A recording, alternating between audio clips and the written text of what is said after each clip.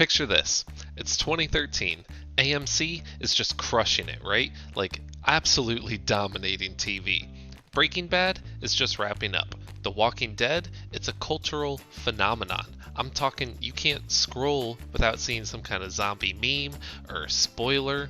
Carl! Meanwhile, Minecraft is on every kid's gaming system and it's on every game developer's mind. And then, boom! Like Miley Cyrus on her wrecking ball, 3 games come crashing into the scene right before the year ends. 7 Days to Die, DayZ, and Rust, all dropping within a week of each other in December 2013. And like a wrecking ball, they hit hard, taking the survival genre and making it what it is today, especially when it comes to PvP. If Minecraft is the OG of survival games, then these games are the big 3 that shaped the next generation. So what happens when you take the best parts of these 3 games and smash them together? Well, you don't get Minecraft again. No, I think if you take the right parts, you can get the perfect survival PvP game. And that's exactly what we're here to talk about today. But before we dive in, if you don't know me, I'm Stu, and I love survival games. I wouldn't say I'm particularly good at them, but I have a lot of fun anyway. I'm streaming every Sunday morning if you want to hang out and watch me struggle or maybe help me out. Either way, it's always a good time. Thanks for being here, and I hope you enjoy. Alright, now let's take a step back and understand where these 3 games came from. In order to truly appreciate the kind of weird, beautiful, hybrid game that I want to imagine, we need to look at the history of DayZ, Rust, and 7 Days to Die, and how they all came into existence at nearly the same time. I mean, they were born from the same cultural zeitgeist, so this is where it gets interesting, in my opinion. Let's start with DayZ. When it first came out, there was nothing quite like it, or so I imagine. I'm not going to pretend I was someone that was there in 2013 playing all of these games as they came out. I am fascinated at the discovery that that was the case, as someone who is playing all of them years later. 10 years after they had all come out. So, when DayZ came out, originally, it was a mod for a first-person shooter game on the PC called Arma 2. DayZ became the game that pioneered the hardcore survival genre. It was all about realism, scavenging for resources in this gritty, unforgiving world where you could trust no one. Every interaction could be your last. Then we have Rust, which was released not long after, and it started as a DayZ clone. It was literally called that by the creator. They just had less zombies and more of a focus on the building and crafting. Kind of similar to Minecraft, but not exactly following the formula.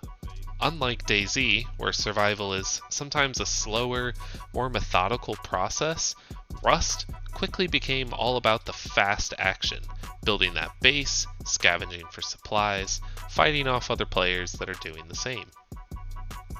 While zombies aren't the main focus anymore in the game, I just wanted to make it clear how Rust did get its roots from the zombie media of the time. And lastly, we have 7 Days to Die, the game that goes all in on zombies and all in on its Minecraft inspiration, making a voxel world and a very similar crafting system. It also gets a lot of inspiration from Left 4 Dead with its large hordes of zombies. But 7 Days to Die didn't get as much attention early on. It kind of struggled through some bad reviews and an extremely long alpha phase. I mean, me playing it recently is actually not that long after it finally was released as a full finished game, in quotes. But over that time, I have noticed that it has developed a very unique and passionate fan base. What sets 7 Days to Die apart is the world itself. It's huge, and it's an open world that you can shape and craft as you see fit. I mean, it's all fully destructible, and you can break down any car, any shelf, any wall, any ground piece that you see. It's very cool. Unlike DayZ or Rust, where base building is certainly important, but sometimes secondary to the PvP action, in 7 Days to Die, your base is really your lifeline and your primary concern, and PvP is more of the afterthought in this game. So you really need to find a suitable place to set up and construct your own base or reinforce a point of interest, and prepare for that oncoming zombie horde that attacks every 7th night. Okay, so here's where it gets interesting, right? So these 3 games, DayZ, Rust, 7 Days to Die, they might seem pretty different on the surface these days, but now you know some history, and when we take a closer look at each of them, you really start to see a lot of common threads that tie them together. I mean, obviously they're all about survival, and they all let you build and craft your way through the apocalypse. They all feature brutal player versus player combat scenarios that put you on the edge of your seat after probably relaxing for too long, after letting your guard down, right? They were born, though, in the same week. I mean, that's crazy. They were born from the same cultural period, the same influences. And those similarities don't just stop at the era. I think that they're crucial to understanding really what a survival game is at its core. I think that the similarities between these 3 games capture the genre in its purest form. It's been something I've really been trying to pinpoint lately, as I feel that the survival genre is just so convoluted. There's really no definition on them. I don't know if there ever was, but I'll probably do another video on that another day to go deeper into that topic. For now, let's just focus on these 3 games and their similarities, as what they have in common, I think, will help bring the basis of what the perfect survival PvP game is that I have in mind. So, let's break it down to the essentials. Across the 3 games, you're going to find universal survival staples, items that seem to be a must if you want to make it in the apocalypse. Melee weapons like knives and baseball bats. We have bows for range combat. We have grenades for blowing stuff up. We have trusty tools. We got the hatchet, the pickaxe, and the hammer. Those consumables, all of the canned foods, your cooked meats, typically an animal meat that you might hunt in some way, bottled waters. All of this is going to keep you alive just long enough to lose all your loot to someone else, if you're anything like me. There's also resources like wood, stone, and metal that are going to form the backbone of the crafting systems in these games. They all have sewing kits, rope, the list goes on in that direction. Even with the wardrobes, there's a lot of overlap. They all have helmets, jackets, pants, boots, gloves, and of course there's medical supplies like bandages, first aid kits, and antibiotics for when things go south. It's really got me thinking a lot lately.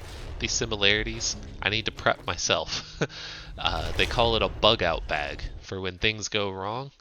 I'm like, this seems like a pretty good collection of things to have prepared that I certainly don't right now. But that's besides the point as well. Anyway, items aren't the only thing in common in these games. What truly ties them together is the gameplay loops. All 3 of these games are going to drop you into massive open worlds, where the environment isn't really just the backdrop, it's your opponent. You are fighting against it constantly.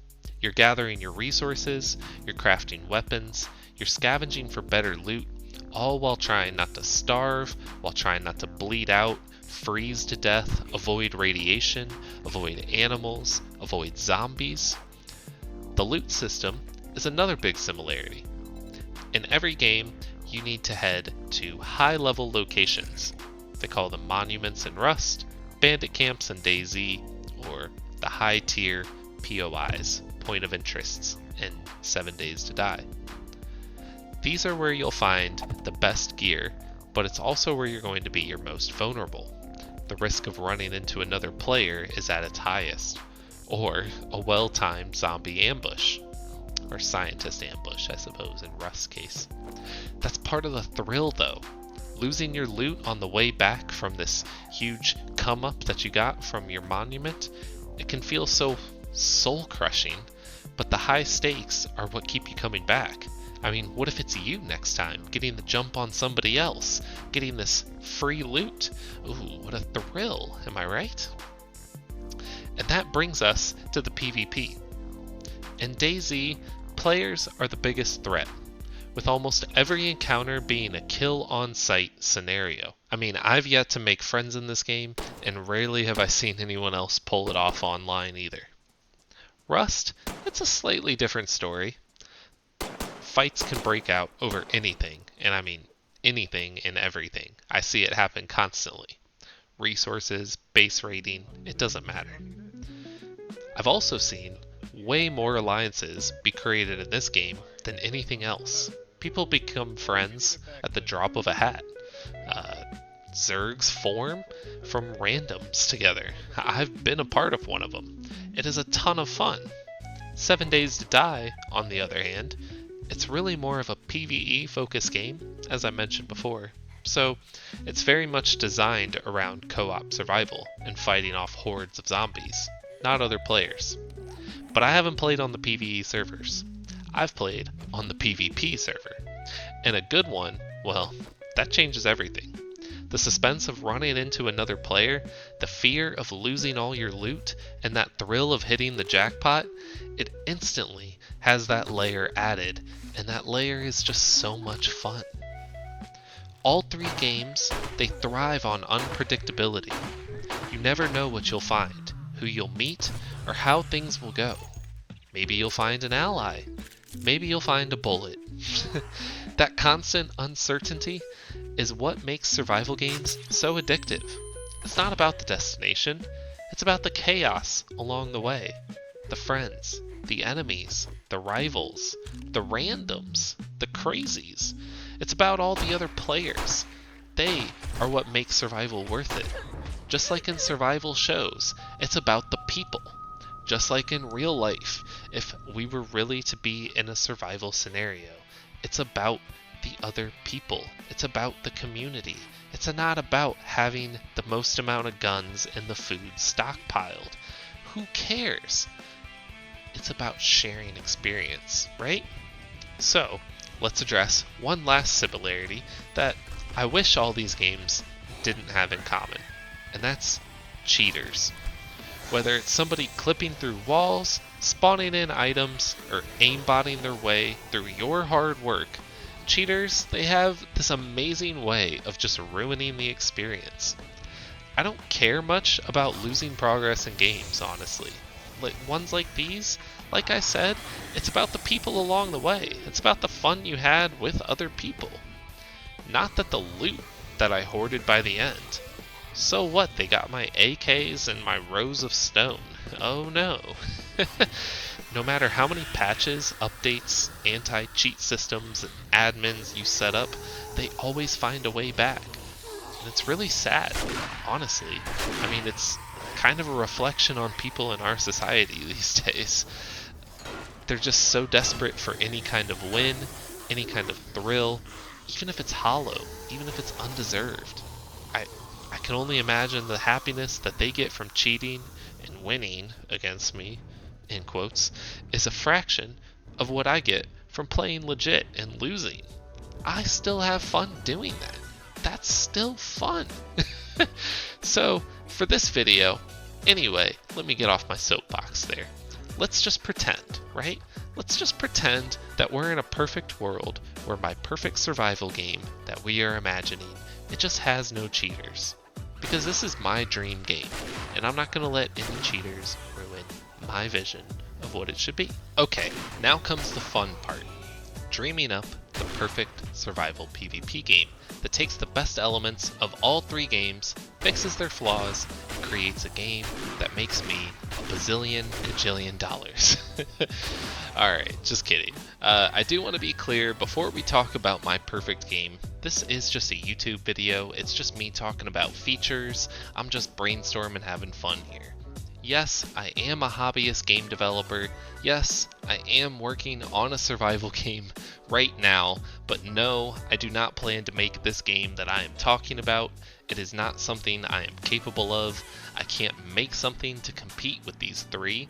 I can't make a multiplayer game, really, in general. I'm lucky if I can even finish what I am trying to make. If you are curious about my game in development, it's called On the Grid, and I'll put a link to the Steam below. It started out pretty unique, but I changed my mind mid-development, and honestly, it's kind of shaping up to be somewhat of an asset flip, but oh well. Live and learn and talk about what you learned on YouTube later. So stay tuned for that another day, but for now, let's get back to dreaming up this perfect game. So, what would my perfect survival PvP game look like? Well, let's break it down. It's gotta have all of the standard survival weapons and items. So we're looking at the primitive weapons, you know, your knives, your bats, spears, machetes, bows, and crossbows. You gotta have your better weapons, your guns. So we're talking rifles, pistols, automatic weapons, your compound bows, your stronger crossbows. We have armor, which is going to be light, medium, and heavy tiers of strength, possibly able to enchant them or buff them how you see fit, and the light, medium, and heaviness should cause speed and noise effects of some sort. There should be canned foods and drinks, of course.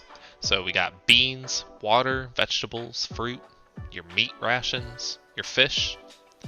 There's going to be explosives, of course, for breaking into landmarks and into players' bases.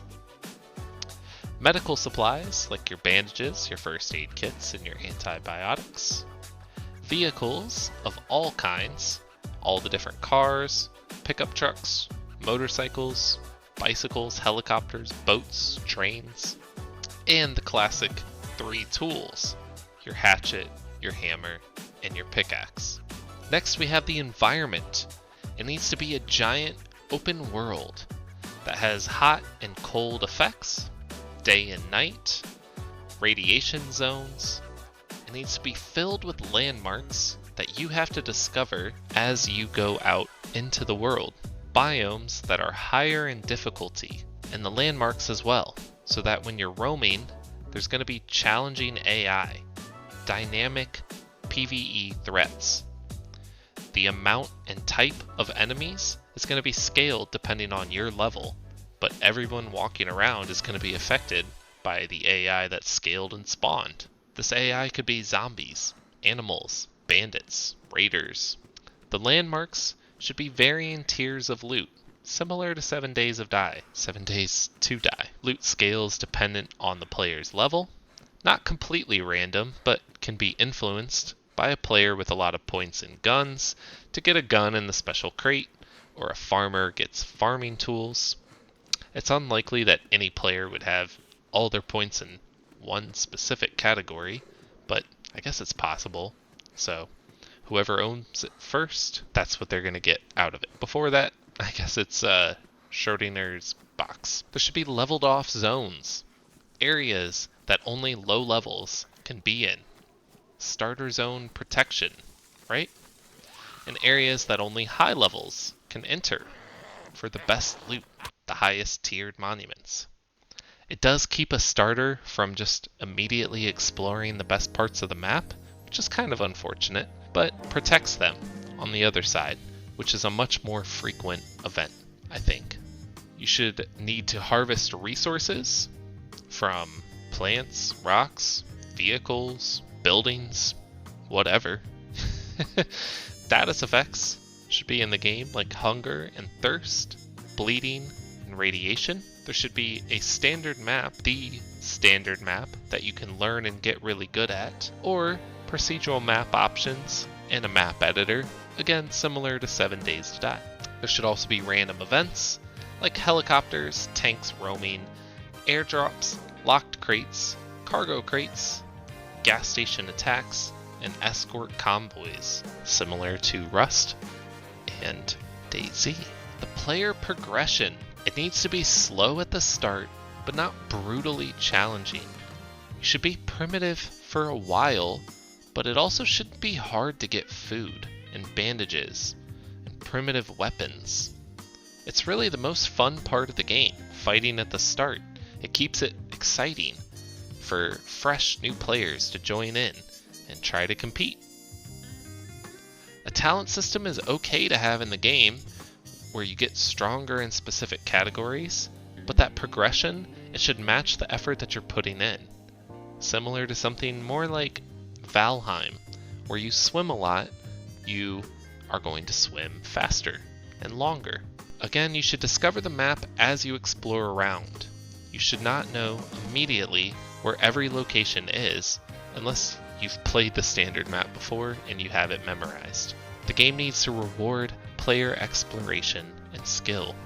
Going to the harder areas, getting the better loot, will face a bigger challenge, but if you stay in protected low-level zones, you're going to compete against a lot of other noobs for lower level gear. You should only learn how to craft items from getting better at a thing or finding that item out in the world.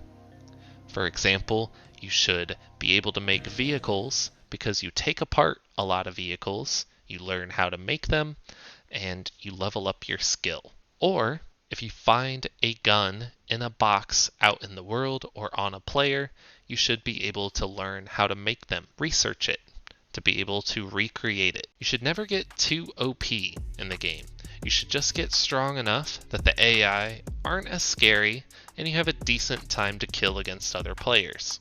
A little bit of time to think, but not impossible to kill. Not 10 times the health, maybe more like 2 to 3, depending on your armor. Certainly you could be very beefy, but not a god by any means. The end game needs to be less about getting the best guns and killing each other, and more about fighting strong landmarks to get the best loot, so you can just get the end game home goods. I'll go over that in depth a little bit more later, but basically think to get a vehicle or to deck out your home with a monitoring system. It's not just regular farming, going to the same spot over and over. You need to go to hot spots and compete. Which brings us to the next section, player interaction. Making friends, enemies, fulfilling roles within a group. There should be opportunity for PvE team up or PvP team up. You should be able to knock out enemies and tie them up, looting them, similar to DayZ. I think that's a lot of fun. Better than Rust's version, but Rust definitely beats them in the emotes. It should be fast, easy to give signals. I want to press one button and see a handful of useful options, not menus within menus. There should be locks that you can pick, but they require you to take a lot of time and possibly need a skill to do it, kind of like 7 Days to Die. The ability to crouch jump into things, the ability to climb onto ledges, to lay down completely, to swim underwater, and to climb up ladders. I also love instruments in Rust and the paintings. I think those just beg creatives to play and to add more art into the world, and that's just so much fun. It's nothing really related to survival, but it is a lot for, I don't know, like rebuilding humanity in the apocalypse. So I think it does have its place. I think it is a lot of fun and it adds to the interaction. So I think it needs to be in our perfect survival game to have those kind of fun little things. Next we have base building. Base building, you should be allowed to build your base in landmark locations, whether that's underground or in the base and bunker it down, board it up, change it, break it down, and rebuild it. You should be able to secure and defend anywhere from AI and players. The area that you claim as a base should not spawn new loot if it's in a landmark, but otherwise there shouldn't be much of a tell that there's a base there. That should be the only tell. Players will walk around, they might think, oh, someone just recently looted through here, but they shouldn't notice anything out of the ordinary, really, that gives them an idea that you built a base. Lastly, you should have to maintain your base. You should have to have some sort of upkeep or it deteriorates over time. On the flip side of this, there's base raiding. So AI and players can and will find and break into your base. They should. There should be traps though, security measures, things you can do to counter them. You should be able to break into weak bases using somewhat basic weapons and tools, melee weapons, guns, but you should require explosives for strong bases, and a lot of them. It should be much harder to raid than it is to build. Base defenses are strong. I think that there is a huge market for people that want casual survival PvP experiences. Once Human slightly capitalized on that. I know I want that. It should be fun to raid, but it should also be hard and not entirely crucial to the gameplay, just kind of an option. Maybe someone's hoarding a lot and it could still be a huge come up, or somebody pissed you off and you really want to take them down a peg, go to war. Those are options for why you might want to raid, but it shouldn't be, oh, I need to be regularly raiding because that's going to be easily getting me more loot than doing anything else. No, definitely not. You need to be going to the hardest monuments to get the best loot. That still needs to be the main focus. The last point of the game is thriving, not surviving. So, end game of our perfect dream survival game, people need to be surviving so well that they now feel like it's almost normal life again, right? There needs to be, one, decorations, different kinds of chairs, wallpapers, tables, little toys and fun gimmicks. I don't care what it is, just something to make your home feel cozy and nice and personal. Electricity, obviously, okay? There needs to be electricity for lights for your home, solar panels, generators, batteries to charge up different things. Farming, there should be a farming mechanic and system which requires that light. It requires water, temperature, fertilizer, very similar to the Rust system. Cooking, I think all three of these games could improve slightly on cooking, but maybe 7 Days to Die is the best. You should be able to combine items to make better foods. You should be able to craft teas to have cures and buffs. There should be usable home goods, like Rust, right?